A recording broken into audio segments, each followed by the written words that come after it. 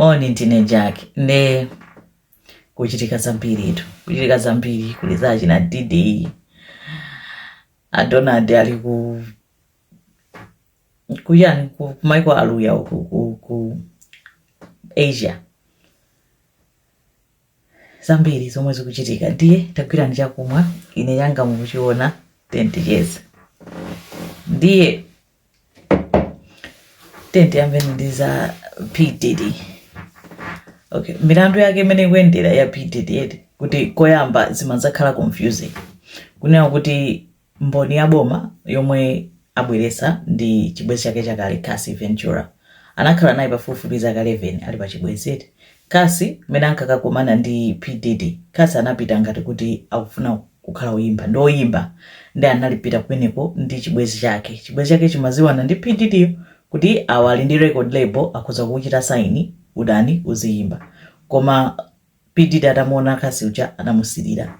Kaya zinatani ndi chibwezi cha Cassie Cassie nkwata aya munawo kwamba kwenda ndi ndani kwamba kwenda ndi P Diddy. Ndikumene zonse zino zakhala zokuchitika. Tazika mbapo kangapo kose ndi sitingachire rewind mpakana tikuyenera kungopitiriza. Panopona kasi zinati mena namumanga nangasi wakhala kuyesera kupereka ndalama kufika 50 million kuti ndituluseni pa belo koma kuti ali ndi mphamvu kwambiri aupseza mboni nde anapanga zonena kuti akhale komweko ndalama zonse anamukanira nde wakhala ali kundende akudikira chani mulandu kuti uyambike nde wayambika. So no anthu amaza khala confused pang'ono pa umboni umene kuperekedwa ndi Cassie. Cassie Ventura mu 2023 anapita kwa Diddy. Chibwezi chawo chinatha 2018 anakamuza kuti undilipire ngati ufuna kuti ndisakusumire pa zonse zomwe wandichitira. Nde Diddy anamuseka. Atamuseka Cassie anatulutsa hadi chani mulandu wake anakamusumira. Nde ukangosuma chilichonse chimakhala public. Zikangopita mkhoti muja, that is public information. Ndi anthu anadziona ndi pamene Diddy anadza chitutumuka kuti zindisokonezera chani brand ndikumutani nkumuza kuti chita withdraw case ndikulipira. Anampatsa between 20 to 35 million dollars. Cassie uja anachosa mulandu zinathera patipo pamenepo. Koma anachosa mulandu ena ataona kale apolisi aboma FBI analataona kuti zikuchitika izi pamene anayamba mufufuza. Kufika kuzosezi kukamuchitira ready kunyumba kulanda zinthu kunyumba chani kumanga pamene panayambira milandu yomwe akuzengedwa iyeyo ndi trafficking kunyamula anthu mahule kumachoka mwina mzinda uwu kupita nawo mzinda wina imeneyo ndi mulandu ndi trafficking. Even if olokadu kwalipira kuyachosa dera limodzi kwapitisa dera lina imeneyo yamaicha trafficking ndi zomwe iye akuti allegedly amapanga zimenezozo. Milandu ina ndi imeneyo ena akuti amachitidwa force ena akuti amachitidwa drug ena akuti tapana adini milandu yoposa 100 tukuziwa nde witness wamphamvu kwambiri wa boma ndi Cassie Ventura. Nde aba anthu akumaza muyangana Cassie mwina mwake kunena kuti iye amapanga zonse ziyanjani koma point ndionera kuti Cassie sakumuzenga mulandu P Diddy iye ndi mboni chabe amuyambirira iyeyo kuti akapereka umboni wandifakira ali ndi mimba abereka nthawi ina iliyonse komanso iye wakhala naye nthawi yayitali akudziwa china chilichonse chimene chimachitika umeneko. Ndi chifukwa chomwe amuyikira iye kuti akhale star witness akufuna kuti akukonza pa ground kunena kuti milandu ija ikamapitirira ya anthu ena onse aja akhala kuti wayambirira kunena zonse kuti afuna kuti anthu achita understand kuti kumene zimene zimachitika kumuzi uku ndi easy. Akungochita lay groundwork. Mlandu iye si kumukhudza kweni iye wangokhala mboni chabe kunena kuti zomwe akunenazo zapangisaso anthu kuti azambe kumuyangana iye mwina mwaje. Anapeza kuti wakhala naye pafupifupi zaka 11 amampanga abuse yes amamenya amadzosakhala bwino koma zina zomwe aonena kuti zimachitikazo oneka ngati kuti nayeso amachita nawonso participate moonjeza kulolo ma message ino panopono wakhala ufusidwa mafunso ndi mbali inayo ya defense mbali ya Diddy koma sizikumuonekera bwino iyeyo mayankho ake kufika poti olata achoka atamusiya Diddy ucha anapeza kuti watengana ndi mwamuna wake wanyuwaniyo akukhala naye limodzi mwamuna amene ali naye pano anaberekera ana awiri koma apeza kuti amamusiya so mwamuna ucha nyumba kumabwereraso kupita watiti kuti uyu asakuziwa mamuna so zonse zokupangisa kuti anthu noyamba kuyang'ana kuti so pamenepo zimayenda bwanji eti komano ndi mmene zikuyendera kuti mzimayi angonena kuti anthu adziwe kuti kumachitika izi zoyipa izi zoopsa izi kuti anthu amakhalira kusuta chamba kutenga madragi zizonena kuti auti zomwe amapangazo nyasi zomwe amapangazo apanga every week one koma zimakhala tsiku osati tsiku limodzi pena masiku 4 ndito anthu akungokhala kuti angokhala mu days sakuziwa basi nangopanga zinthu asuta chamba ali hayi kumangopanga zinthu eti nde zinzoopsa ngatizo amajambulana mu video chani koma zonyasa kwambiri kuti mpaka na court kufika poti musationese mungaonesa anthu ma pictures chifazinali ngati kuti akuonera mafilimu olaula zinthu zoti basi kukhala chikhalidwe kuti wiki ina iliyonse eti kuikopa kwina kumakhala kuti ma message ena omwe aonesa oti amachokera kwa PDD kuntumizira ngaziyo anali kuti amuuza kuti ngati tusufuna kuti tipange zimezi ndikhoza kusiya ye nkumanda ayi 10 let's do it nde zovuta kuzimvesesa eti kuti koma point ndione kuti mulandu siwa iyeyu yayi mulandu ndi waboma kwa zonse zomwe wakhala kupangira anthu ena komanso kubenya komwe amamenya khasiko samamenya yekha pena amamenya ndi anzake omwe anzake abwera uzacheza cha amamenya nawo ndi anthu onse wakuziwa kuti amatani amapanga nkhasa zimenezozo angofuna asonyeze kuti mene alili PDD ndi mphamvu yake kuti amatha kuwapanga anthu izi ndi hotere.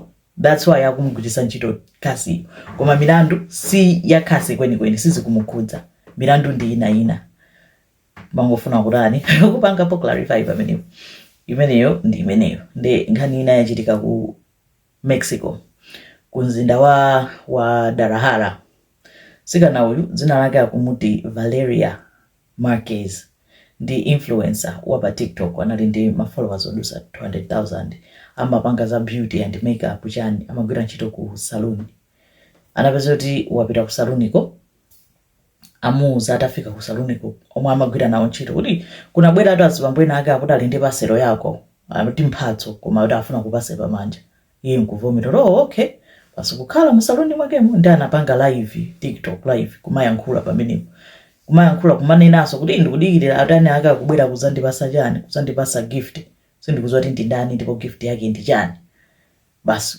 ili live itu kumadani kumayankhula nde amayankhula nchankhulo chakwawo koma kuti zina zomwe anayankhula nzonera kuti azakhale tu ali anthu oti afuna kuzandipha kena kuwekha kutsati akuti wanjini ngonyamwa ndizipita mwina anthu afuna azandiphe mzake amene anali mu saluni momwe muzati tangodikira iwe azakupasa zinthu zako kenako pabwera anthu sanawaonese iye anali live chonje akuyankhula anthu achankuza mufusa kuti Valeria iyo chankuvomera kuti yes nkupanga pause chani kuti anapanga mute video kuti ayankhulane nawo kuti amve kuti chani.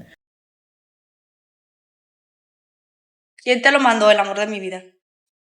Kena kwa anthu achotusa mfuti kuyamba umuombera pompo live pa TikTok amuombera katatu pa chest chipolopolo china amuombera mutu video yone kuti anthu anala kuona live amupha just like that anthu achakunyamuka mapita video yathera nzake yatabwera kuzanyamula phone ndikutani ndikupanga stop video koma zakhangati zachitisa mantha zili m'manyuzi chani kuti Valeria amupha and pofufuza akuti kukhangati chibwezi chake chakali chotana sena nacho ndi wa mugangi makatero awa madragi katero ati ndi munthu oti amadziwika kuti amaphantu kwambiri ndipo anthu amachito dzoti anaphawa kuti ndiye amayenda naye koma anasiyana naye angomukayikira koma akufufuza kaye koma akuti ku Mexico anthu akuphedwa kwambiri ndi makatero ndeza makatero sindikamba chifukwa choti apa ndiopsa muchandani oti amasenda munthu wa moyo akafuna kukupanga munthu toja amamutenga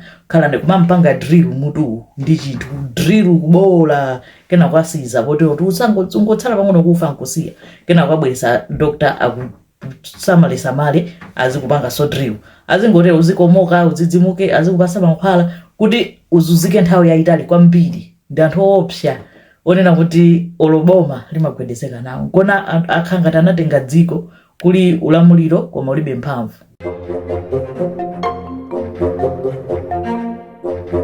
Nde ku China akuti mayi wina analira kwa basi chifukwa choti anatengana ndi chibwenzi chake kupita ku hotel yuneyo anali asanapiteko.